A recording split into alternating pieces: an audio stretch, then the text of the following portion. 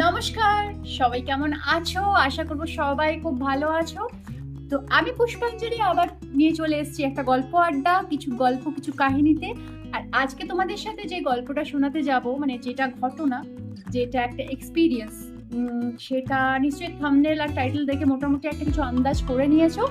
তো আজকের গল্পটা হচ্ছে আমার মাকে নিয়ে, মানে মা, আমি এখানে বলে রাখি প্রথমেই যে আমার দাদু বা দাদা মশাই ছিলেন ফরেস্ট অফিসার। তো ওখানে মানে উনি যার কারণে অনেক জায়গায় অনেক জঙ্গলে জঙ্গলে ঘুরেছেন, এবং আজকে আমি জঙ্গলের যে কি মানে এক্সপিরিয়েন্স হয়, আমরা তো অনেকেই মানে আমরা বেশিরভাগই আমরা যাই অ্যাডভেঞ্চার করতে, কিছুদিন থাকি তারপর ফিরে আসি, কিন্তু জঙ্গলে থাকার যে মানে যে এক্সপিরিয়েন্স, সেটা আজকে তোমাদের সাথে আমি শেয়ার করবো। যদিও এক্সপিরিয়েন্সটা আমার নয়, মায়ের মুখ থেকে শোনা, দিদার মুখ থেকে শোনা, দাদামশাই, মাসি, সবার কাছ থেকে শোনা।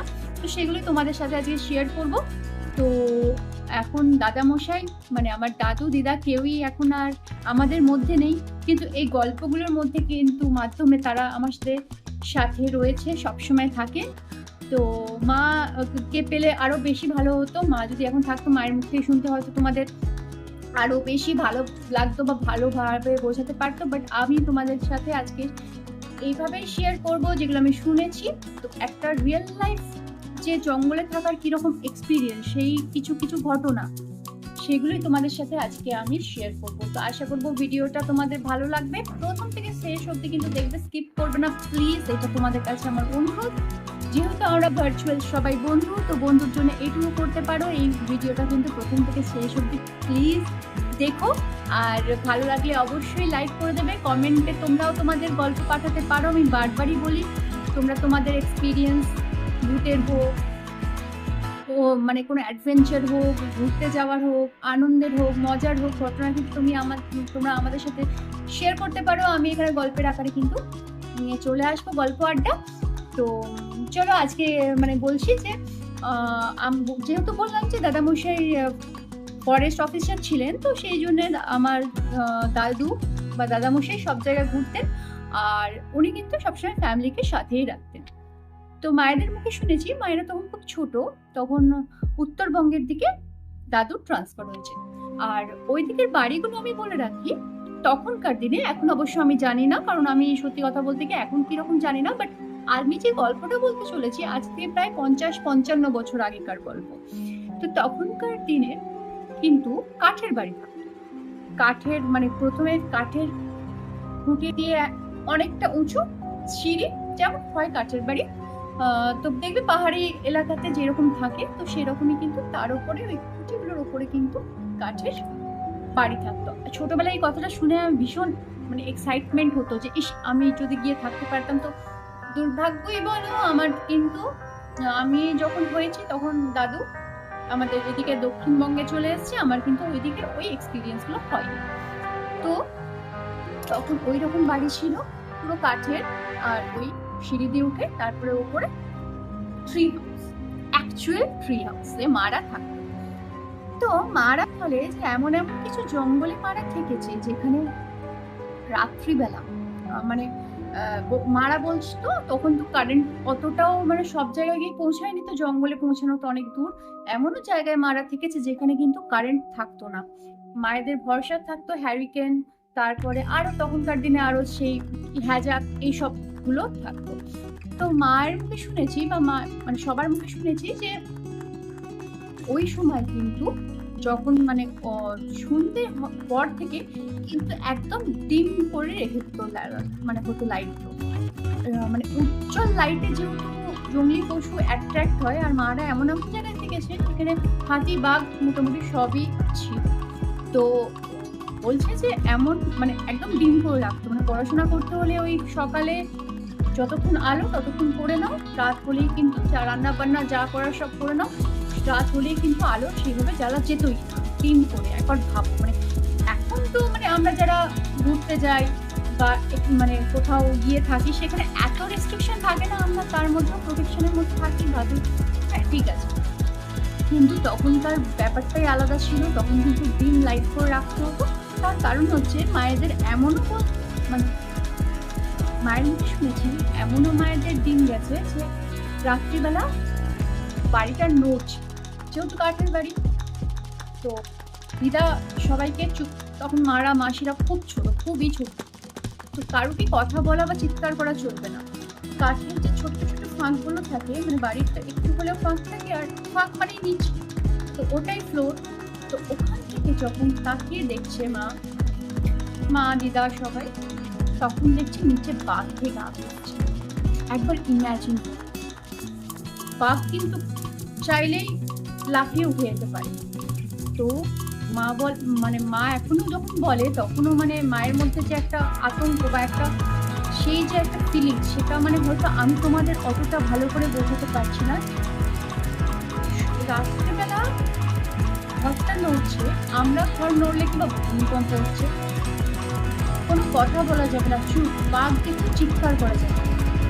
তখন ওরা ভীষণই ছোট, কারোর হয়তো মায়েরা 4 বোন, কারোর হয়তো 6 বছর বয়স, কারোর 2 বছর, কারোর 4 বছর, কারোর 7-8 বছর, এইরকম, মানে খুবই ছোট বাচ্চা। তারা চিৎকার করতে পারবে না, তারা নিচ থেকে দেখছে যে বাঘে গা ঘষছে ওই কাঠে, যেহেতু আর বাঘের চেহারা, ওই তার গা ঘষাতে কিন্তু কাঠগুলো কাঁপছে আর বাড়িটাও হালকা কাঁপছে।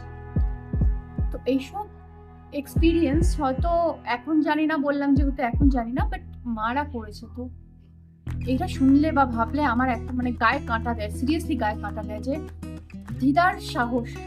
শুধু দিদা নয় তো, যারা সার্ভিস করেন তাদের ওয়াইফরা, তারা সিরিয়াসলি ওইরকম জায়গায় সার্ভিস করা বা ফ্যামিলি, প্রত্যেকটা মানুষের কিন্তু বিশাল সাহস, মানে বলে যে সাহস চলে আসে। এবং আমি দেখেছি, বলুন একটা জেনেটিক ব্যাপার থাকে, মায়ের কাছ থেকে বাবারও কিছু ঘটনা আমি এখানে বলেছি, তো আমাদেরও ভয়টা কিন্তু কম। বাট এটা যখন ভাবি যে বাড়ির নিচে বাঘে ঘা বসছে, যারা সুন্দরবনে থাকে, যারা এরকম অঞ্চলে থাকে, তারা হয়তো অনেকেই ব্যাপারটার সাথে যারা মানে দেখেছে, তারা রিলেট করতে পারবে যে কতটা ভয়ঙ্কর, কতটা মানে টেনশনের, কতটা।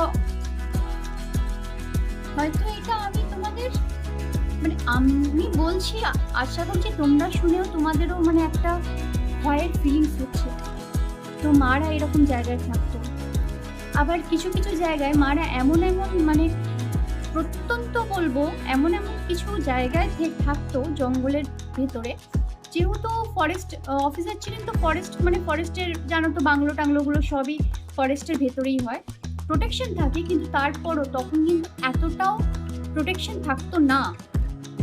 আর মা বলে যে মায়েদের জল আনা হতো, জল মানে পাইপ ছিল, তখনকার দিনে কিন্তু এরকম পাইপ ছিল না ওখানে। বিশেষ করে দেখো, আমি যেটা গল্প শুনেছি তোমাদের সাথে শেয়ার করছি, কোথায় কি ছিল আমি জানি না, বাট মায়ের মুখে বা দিদার মুখে যে কথাটা শুনেছি, মারা যেখানে থাকতো সেখানে কিন্তু মোটা বাঁশের পাইপ থাকতো, মানে বাঁশের ভেতর দিয়ে জল আসতো। এখন যেমন প্লাস্টিকের পাইপ থাকে, তারপরে সিমেন্ট না কি বলে থাকে, হার্ড প্লাস্টিক, এইরকম টাইপের অনেক কিছু দিয়ে এখন পাইপ থাকে, রাবারের পাইপ থাকে। রাবারের পাইপ যদি জল যায় না, মানে তখন কিন্তু ওখানে প্লাস্টিকের মানে বাঁশকে পাইপ করে জল আসতো। তো মারা বলে যে অনেক সময় কি হতো, যে বাঁশগুলোকে হাতিতে ভেঙে দিত, খুব গরম পড়েছে, হয়তো ওরাও জল পাচ্ছে না, হয়তো পুকুর শুকিয়ে গেছে, ওরা তখন জল খাবার জন্য পাইপগুলোকে ভেঙে দিত, ওখানে জল চলে যেত, মারা জল পেত। এইরকম সিচুয়েশন, মানে হয়তো কবে জল আসবে তার ঠিক নেই, মানে ট্রেনে করে মানে জল আসতো, ট্যাঙ্কারে, মানে ট্রেনে ট্যাঙ্কার চাপিয়ে জল আসতো, তবে মারা গিয়ে পেত। তাই মা সবসময় আমাদের বলে যে জলকে খুব সাবধানে ব্যবহার কর, অপচয় করিস না। মানে ওই সিচুয়েশনগুলো পেরিয়ে এসছে বলে তার কিন্তু মূল্যটা মারা বোঝে।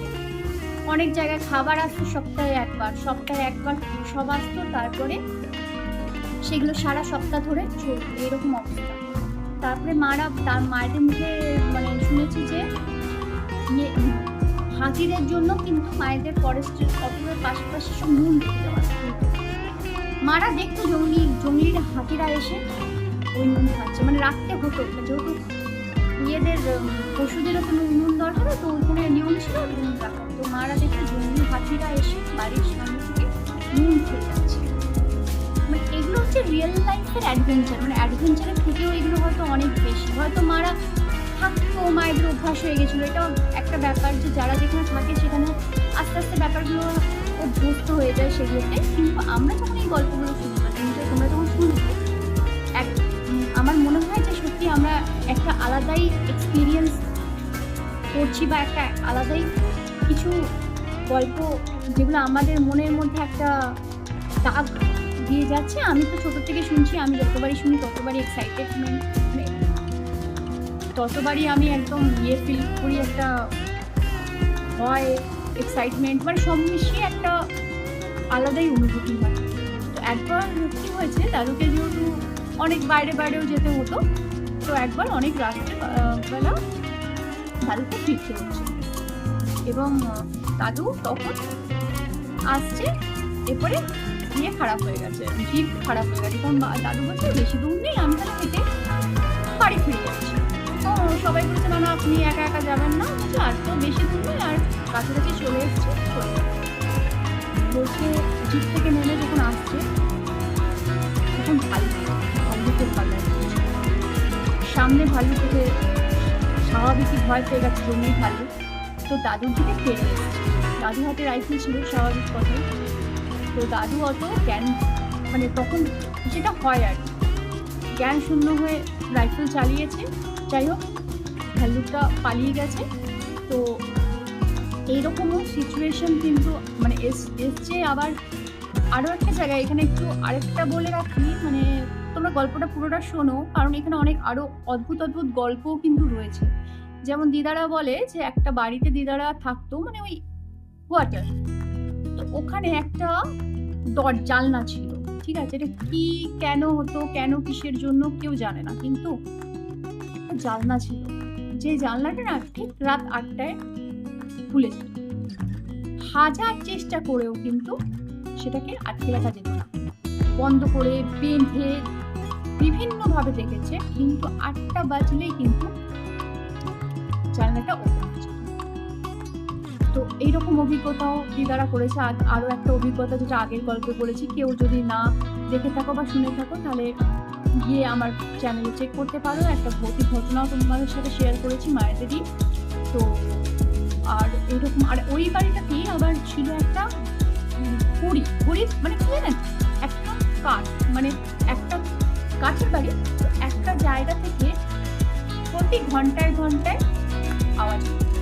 অনেকে বলে যে ওটা হচ্ছে তোমার মানে ঘড়ি কাঠ, মানে সে টাইমে মানে ঘড়ির মতন আওয়াজ করে। তো বলছে প্রতিটা ঘন্টায় দুম দুম করে কিন্তু আওয়াজ হতো, মানে প্রতি ঘন্টায় একটা করে ওই করতো।